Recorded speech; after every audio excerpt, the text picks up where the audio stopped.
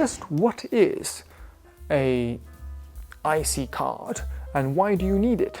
Well, an IC card is simply an easier way of negotiating the Japanese urban transportation system.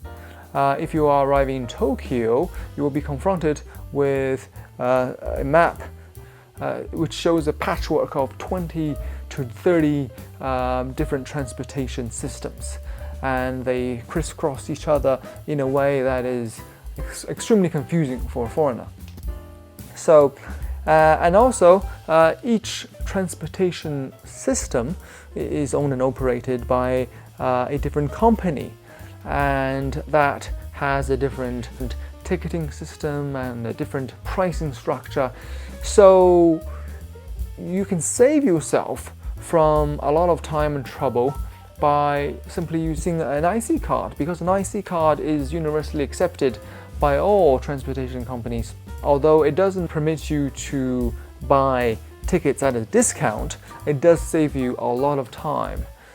Time that you would otherwise have to use to line up at ticketing machines, calculate how much it costs to go from point A to point B, and then handling coins, trying to figure out how to use the ticketing machine, so on and so forth. So you can save yourself from the trouble of going through all of that just by simply getting an IC card, and then you simply tap in when you go into a station and tap out at the turnstile when you go out of a station, and the correct amount is automatically deducted from the balance of your IC card.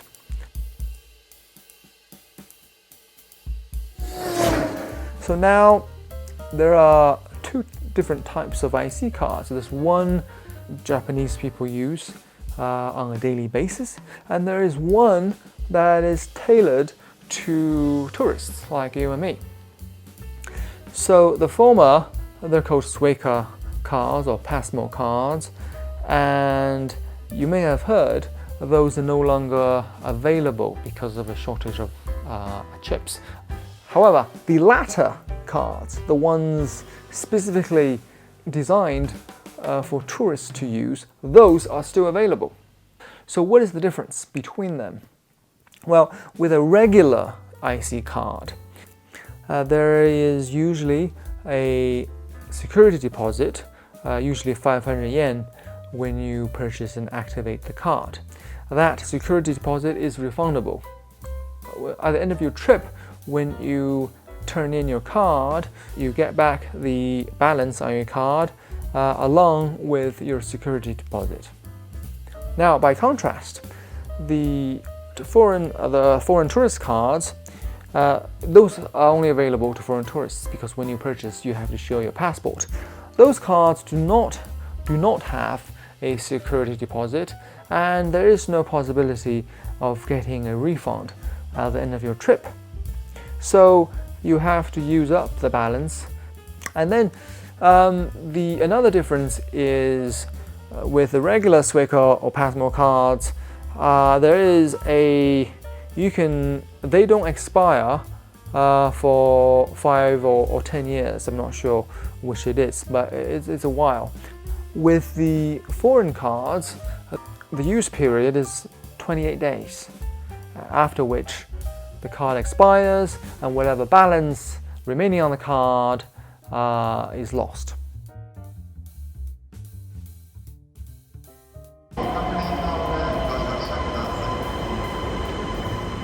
And you can get them at almost all international airports. For instance, I flew into Tokyo Haneda a week ago, and most international flights arrive in Terminal 3. As I got through customs, I was confronted with an information kiosk, and beyond that, there was the JR monorail entrance on the left, and then the KQ line entrance on the right. You can get the Welcome Suica card from a vending machine over at the JR monorail section, and you can get PASMO cards over at the KQ section. Now I got the PASMO card simply because I saw the line for the PASMO card first, but the two cards are essentially interchangeable, and the only difference that I can see is the appearance. And in my opinion, the PASMO Passport card is just slightly more colorful.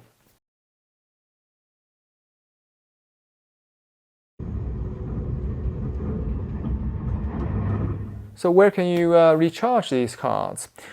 Basically at any train station where there are ticketing machines.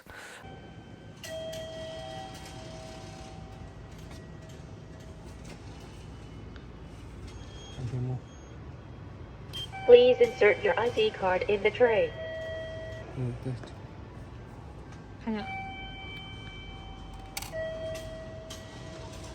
往上面。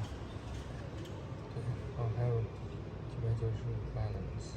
チャージが完了しました。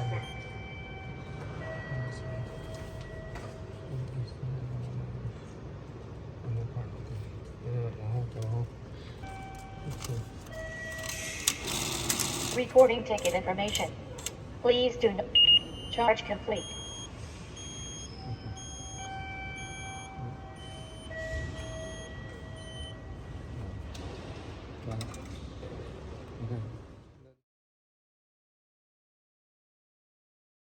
At the end of your trip, if you still have a balance on your card, again, be sure to use that up. In addition to train stations or buses, you can also use them at convenience stores or coin lockers or vending machines for drinks. Now, here's a pro tip: if you have multiple IC cards and you want to use them at a convenience store, remember they only allow one card per transaction. One way to get around this is to break up the transaction into the number of cards you have. Well, I think I've just exhausted every single topic regarding IC cards I can think of. If you have any questions, just leave a comment below. I'll respond to it as soon as I can. That is all for now, folks. Thank you for watching. If you have time, check out some of my other videos about Japan and other places. Until then, I'll see you in my next video. Thank you and goodbye.